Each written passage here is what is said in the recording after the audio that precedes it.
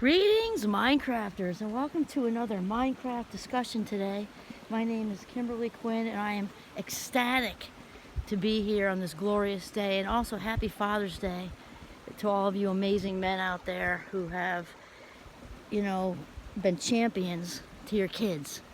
Yeah, big celebration today. So Minecraft today, it's about becoming the boss of your brain, right? Becoming the boss of your brain, taking charge of your thoughts, because after all, there are only two choices when it comes to this. We control our thoughts, or our thoughts control us, which is more pleasant, right? Hopefully, us sliding into the driver's seat and taking charge. So that's what we're talking about today, specifically with the generation of unnecessary unhappiness. And obviously, there's enough going on out in the world. And yes, I'm on Inspiration Bridge. Wait a minute. Where'd he go? There's a little G right there in the brook. And a very crystal clear book. We're on Inspiration Bridge. Remember, inspire, in spirit. So yes, this is what I want to talk about today: is generating unnecessary happiness. Because life throws us curveballs, right? It does. Yet honestly, the high majority of the time, that's not the case. Life is not an emergency usually. It's rarely even an urgency. Yet we're all stoked. Many of us are stoked a lot, and part of that is primal, because we are predisposed to think negative thoughts for survival reasons. Back when we were ducking into caves, trying to escape saber-toothed tigers and raptors and stuff. But here's the thing: we're talking specifically about the mind chatter, the monkey mind, because it just goes and goes and goes. I picture like little howler monkeys in our minds, swinging from vines and just squeaking and squawking. And here's the thing: that's an automatic thing. The mind chatter is fluid. It's a fluid process.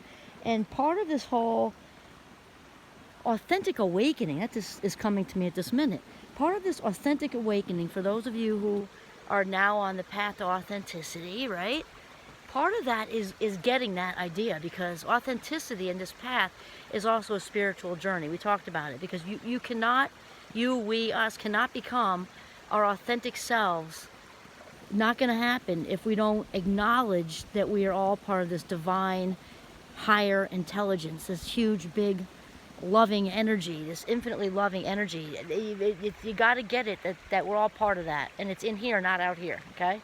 And so part of the monkey chatter, the monkey mind thing, is also getting that, because only when we develop this awareness, like a separate awareness, it is like a duality, because when we're aware of this monkey chatter going on, that awareness is the real us, getting that the mind takes on this whole chatter thing all by itself. And so we can even talk back to it, right? Sometimes we jump in and we're speaking in the first person, and I this and I that, and other times we're in the second person, we're thinking you this and you that, and then there's our response, maybe, that but wait, it wasn't my fault, and then we dive back into the memories of childhood and get into all the reasons why we were set up to do whatever, and think all this massive fogged over cloud of thoughts, and it just goes on from there. And so when we're doing this, we might be just getting ready to go to sleep.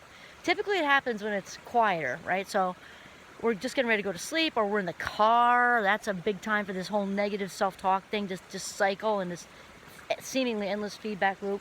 Also in the shower or the bathtub or whatever.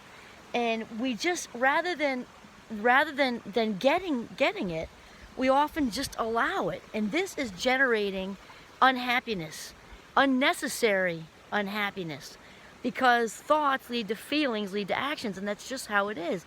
And I don't think people fully get that the mind-body thing is not touchy-feely. And remember that the language of the mind is thoughts, and the language of the body is feelings. So if we're thinking all these unhappy, anxious, just nervous, fear-based thoughts, the body's going to say, oh, okay, I get it now. We're in danger.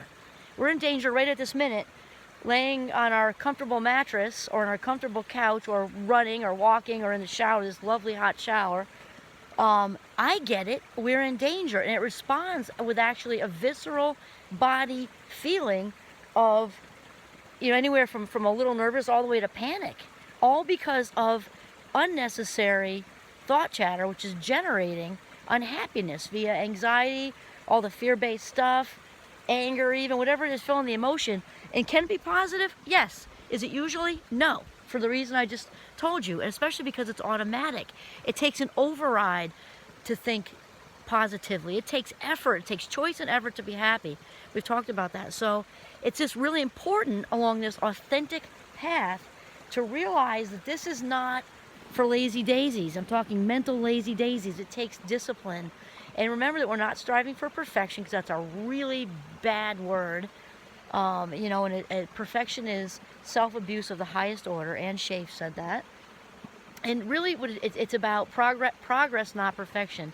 And like anything else that we practice, we get better at it. So generating unhappiness is something you really want to get a grip on, because of just, it's unnecessary, and it fills up our heads, which then fills up our body, and long term, really bad, because we know for a fact, even, our mainstream Western medicine gets it now. It used to be like the homeopaths would talk about it and all of that. And I'm not anti any of it. Whatever heals you, heals you. If it's a placebo and you believe it and it heals you, great, good for you. I mean, really, I would embrace anything that's healing. But here's the thing, even like, Western medicine will say, if you want to know what's going on in the mind, ask the body. And all this dis-ease that's happening. And, cumulatively over time, these fear-based thoughts really take a toll on the body, where they can wreak havoc and cause big bad things. Like lupus is very, very, very stress related, no question. Obviously there's genetics involved and there's other factors. We know obviously depression and all the mental health issues are related to these thoughts. Oh, and actually I'm reading this awesome book that two friends of mine just got me into, and it's called The Awaken Brain. Expect more episodes on this. The Awaken Brain, and this fits with what we're talking about because it's by Lisa Miller, and The Awaken Brain is about the whole spirituality thing, not religion, we're not saying that, but how the brain is set up like a catcher's mitt to believe in a higher power. But that's only about, I think she said 29%. Anyway, basically about a third. The whole remaining, it was 29%. The whole remaining 71% is environment and being brought up to believe in a higher power. It doesn't mean whether you're Christian, Jewish, Muslim, or whatever. We're not talking about that. We're talking about believing that a power bigger than us, higher than us, whatever you want to say, just this infinite, vast, loving source that makes the sunsets and creates each other and all the awe-inspiring, all of it, the childbirth, the Grand Canyon, everything, that there is a higher power. And here's the thing, she said it was 80%. Somebody who believes in a higher power is 80%, has an 80% less chance of becoming depressed than somebody who does not believe in a higher power. I mean, there's it. There it is right there. And then she got into talking about the mother spirituality, blah, blah, blah. But we'll do more episodes on that later. But for right now, which I did not plan to do today, but it is just so important, because if you truly want to be happy and live your very best life in alignment with what you are meant to do in this life, you've got to kind of get that all of that, the solutions are in here, because God, or this higher power source, is in here. Involved in every detail, involved in every single detail. It's just true. So that's it. If you're generating unnecessary happiness, here's the good news, is you can get on that today, right now, start right now.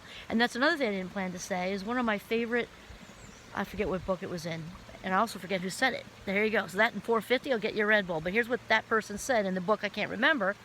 They said that, it's an art form, one of the highest art forms.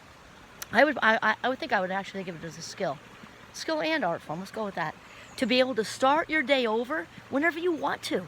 It can be, 9:05 in the morning, you're like, okay, I gotta run on my nylons, I stubbed my toe, and then, okay, but then if we stay in that place, I think we all have had that experience with our day, and then something else happens, we have a fender bender, and then the lunch person doesn't show up, and then versus saying, okay, it's 9:05, I forgot to buy more fruit at the store, I always have my routine with my tea and my fruit and oatmeal, whatever, and that isn't me. I eat turkey sandwiches and salad for breakfast, but whatever. You don't have your routine stuff.